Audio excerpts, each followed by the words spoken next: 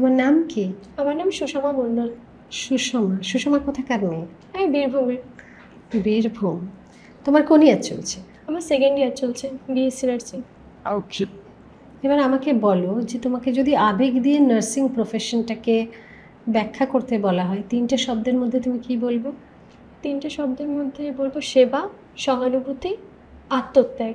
এই 3টে বলা যায়। সেবা, সহানুভূতি, আত্মত্যাগ। খুব ভালো। আর ভবিষ্যতে কি করতে চাও?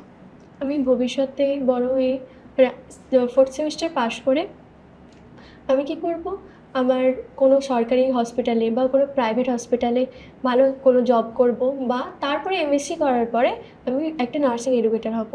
আচ্ছা, তোমরা যে ইউনিফর্মটা পরো, ওটা পরার পর কীরকম লাগে? আমি যে ইউনিফর্মটা পরি সেটা পরে আমি সত্যিই গর্বিত ফিল করি, কারণ তারপরে আমরা যে এই ইউনিফর্মটা পরার পরে আমরা মানুষকে সেবা দিই। সেবা দেওয়ার পরে আমার নিজেকে খুব গর্ব মনে হয় যে হ্যাঁ, আমি মানুষকে মানে জীবন রক্ষা করছি, কিছু করতে পারলাম। হ্যাঁ, কিছু করতে পারি। আর এটা শুধু ইউনিফর্ম নয়, এটা আমার পরিচয়, যেটা আমরা আমাদের কলেজ থেকে উপার্জন করেছি। Very good.